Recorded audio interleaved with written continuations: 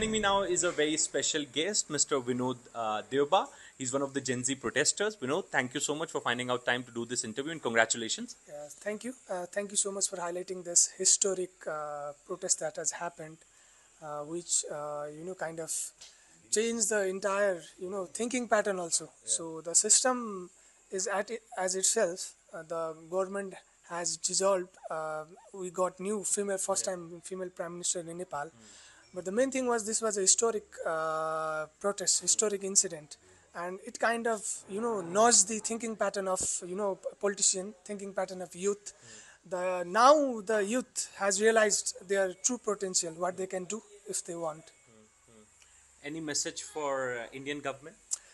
Message for Indian government is that we have always been close ties Very with good. very close ties, Brotherly relations. historically close ties. So our leaders, our multiple leaders has also contributed in the fight of independence fight in India also. So we have the ties connected in the name of democracy also, in the name of freedom also. So another ties is that India is our close neighbor. So culturally, religiously, we share much of the things into day-to-day life also. So one message is that this is a historic thing in Nepal.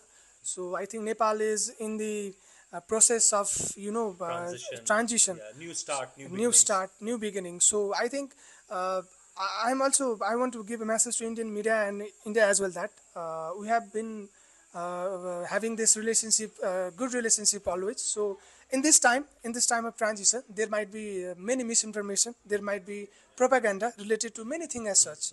But I think this is good thing for Nepal. I hope, I know that India will also celebrate this. Yes, India is celebrating this change. Also, I would like to understand from you the challenges here onwards because the properties were vandalized and lives have lost. So this new interim government has come at a huge cost. Yeah. Now government officers don't have place to sit. You have to build the country from the scratch now, government building and again, and then to meet the expectations of the Gen Z protesters. How difficult the journey is going to be here onwards? First thing, everybody knows how the protest started. So the if you look at the whole protest, so the Gen Z protest kind of ended at the parliament. So the vandalization process kind of was infiltrated with, we can call it, few interest group. So Gen Z never intended to vandalize parliament. Gen Z never intended to burn the government offices. Correct. So that was to bring revolution is one thing, to build is another thing. So the Gen Z never wanted to burn down the government offices, but throughout the process it's not always in our hand because it was overwhelmed.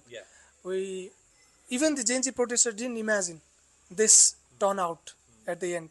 So the vandalization part was from few interest group. There were people waiting, with some interest. But after that, so the core Gen Z demand was, to call out, to question few leaders who were kind of playing musical chair. Got it. Because I was young, since my father was young, Devas, Prachandas, Olis. Prasandas Wali. So the race was mainly against these few people who were playing the musical chair around the government. So the main frustration was against them. Second was corruption. So third thing was kind of everybody knows we need change. Everybody knows we need change, but the major political parties, they were not kind of able to bring change within themselves, within the party, and within the nation itself. So youth think that their idea, their kind of frustration, their kind of demands were not represented in the nation making process. So there was kind of major frustration. So that frustration turns out. What's your message for the new prime minister? My message for the new prime minister is that the process he has been appointed.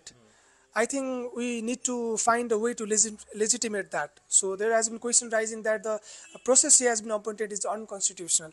So my first thing was that constitutional supremacy. We need constitutional supremacy. Everything should happen in the constitution. framework, So rigid literalism, but it will obviously, we have seen throughout the world this kind of protest, and we have seen how the government acted afterward. So I think there must be some legitimacy towards it.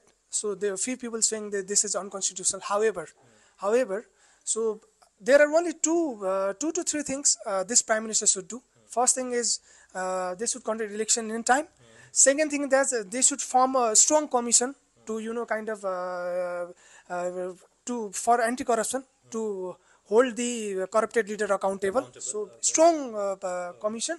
Third thing is that the vandalization process that was done throughout this protest in the name of GNG. So that should be thoroughly, kind of investigated. And people needs to be. People needs to be know. Okay. Yeah. Thank you so much, Binu. Thank you so much for talking to CNN. Thanks a lot.